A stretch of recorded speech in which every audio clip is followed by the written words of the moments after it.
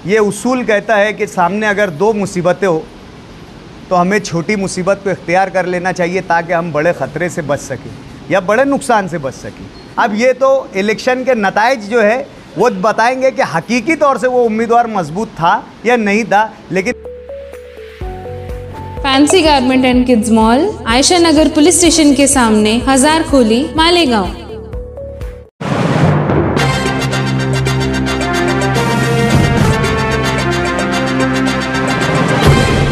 देखते रहिए the prime news Abdul Rahman के साथ। आपकी मालूमात के लिए मैं बता दूं कि आज की जो ये प्रेस कॉन्फ्रेंस जो है वो मजलिस पासबान आइन के नाम से मजलिस पासबान आइन के बैनर तले ली जा रही है। जैसा कि इस संस्था, इस तंजीम के नाम से ही आप लोगों को इसकी कार्यपद्धति, इसकी काम करने की ज़रूरत और काम करने का तरीक़ाकार जो है समझ में आ गया होगा। आज मुस्तकबिल करीब में धुलिया मालेगांव पार्लियामेंट का इलेक्शन होने जा रहा है।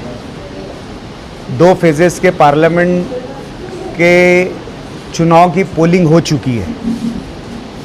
तीसरे मरहले की अनकरीब होने जा रही है। 5वें मरहले में जो है हमारे शहर की जो है वो पार्लियामेंट चुनाव की पोलिंग है। इसी के ज़िमन में आवाम में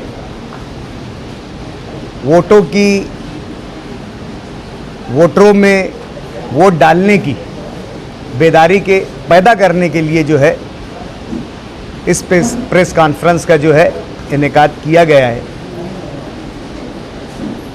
जिस तरीके से 10 साल से भाजपा की हुकूमत है, भाजपा की हुकूमत आने के बाद से इस मुल्क का हर अमन पसंद शहरी और जो इस देश के संविधान पर, इस देश के कॉन्स्टिट्यूशन पर, इस देश के दस्तूर और आइन पर यकीन रखता है, वो बेचैन है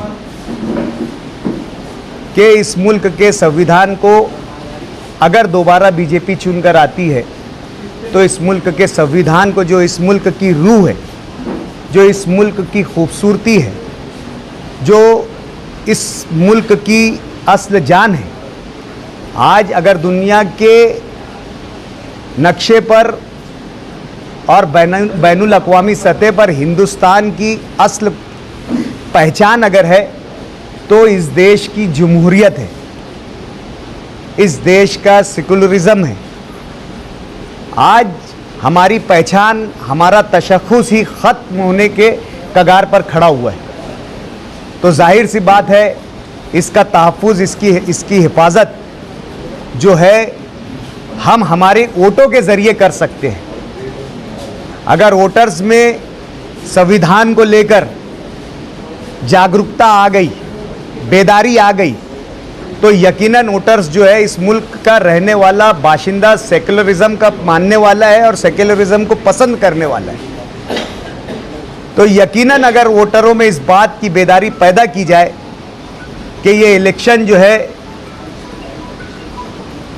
हमारे लिए निहायत ज़रूरी है, क्योंकि मुल्क एक फैसला कुन मोड़ पर खड़ा हुआ है। आज मुल्क इस दहाने पर खड़ा हुआ है कि अगर इस मुल्क का अमन पसंद सेकुलरिज्म, सेकुलर शहरी अगर अपने वोटों के ताल्लुक से बेदार नहीं हुआ तो यकीनन ये देश जो है, इस देश के संविधान को ख़तरा है और मुल्क की फिस्ताई ताकतें इस मुल्क पर गालिब आ जाएगी। इस ताल्लुक से जो है आवाम को बेदारी पैदा करने के लिए मजलिस पासबान आइन का क्या लाहे अमल रहेगा वो आवाम को बताने के लिए, आपके माध्यम से बेदारी पैदा करने के लिए एक पॉम्फलेट अभी हम आप लोगों को देंगे। उसमें हमारे जो इलेक्शन के ताल्लुक से जो लाहे अमल है, हमारी क्या कोशिशें रहेंगी बहैसियत मजलिस पासबान आइन के ज़िम्मेदार होने की, वो आप लोगों तक के पॉम्फलेट के ज़रिए पहुंचा दिया गया है, पहुंचा दिया जा रहा है। पोलिंग हम जो है वोटर स्लिप आवाम तक कैसे पहुंचे, वोटरों तक कैसे पहुंचे, इस पर भरपूर कोशिश करेंगे। शहर भर में इसके लिए हम अलग अलग तंजीमों से जाकर, सियासी समाजी मिली तंजीमों से जाकर बात करेंगे। अगर वो कुछ जिम्मेदारियां लेने के लिए तैयार हो जाएं तो हम उनको जिम्मेदारियां देंगे। मालेगांव शहर में क्लबों का, अदारों का कल्चर है और मुश्किल हालात में इनका हमेशा एक रोल रहा है, तो हम क्लबों, अदारों से भी जाकर मुलाकात करेंगे। हम वक्त से पहले पोलिंग सेंटर्स पर भी जाएंगे। पोलिंग सेंटर्स पे कैसे आवामी सहूलत मिले, कैसे आवाम पहुँचे। धूप का, गर्मी का मौसम है, हम मुकामी तंजीमों के साथ मिलकर वहाँ पर अगर इलेक्शन कमीशन की जानिब से पानी का नज़्म अगर नहीं है या धूप से बचने के लिए शामियाने या मंडप का नज़्म नहीं है, तो हम कोशिश करेंगे कि वहाँ पर आवाम को वोट डालने के लिए राहत किस तरीके से पहुँचाई जाए। और उसके अलावा कोशिश हमारी ये रहेंगी, अगर शहर के क्लबे, अदारे हमारे साथ ताउन करते हैं तो हम हर पोलिंग सेंटर पर जो है हमारा ज़ाती जो है वोटर लिस्ट लेकर और वोटर स्लिप लेकर बैठेंगे ताकि कोई परेशानी ना हो। और अभी हमारी कोशिश ये भी है कि जो कंप्यूटराइज वोटर लिस्ट आई है उसको सेंट्रलाइज करके, उसको ऑर्गेनाइज करके, उसकी जीबी में शक्ल देकर, उसको पेन ड्राइव में देकर तंजीमों, अदारों को भी दे ताकि आसानी के साथ वो लोग भी अपने इलाके के वोटर्स को जो है पोलिंग बूथ तक पहुंचाए। इस बेदारी के तहत हमने आज की ये प्रेस कॉन्फ्रेंस ली थी। ये हमारी प्रेस कॉन्फ्रेंस का मकसद था। मजलिस पासबान आइन किस मजबूत उम्मीदवार की हिमायत करेगी, फैसला ले लिए क्या आप लोग? देखिए, लड़ाई सेकुलरिज्म की बका की है, लड़ाई संविधान के तहफ़्फ़ुज़ की है। यकीनन ये उसूल कहता है कि सामने अगर दो मुसीबतें हो तो हमें छोटी मुसीबत को इख्तियार कर लेना चाहिए ताकि हम बड़े ख़तरे से बच सकें या बड़े नुकसान से बच सकें। तो जाहिर सी बात है, हम लोग जो है, आम फहम आदमी भी इस बात को समझेगा और महसूस करेगा कि हमारे यहाँ पर आज किसको मजबूत उम्मीदवार समझा जा रहा है।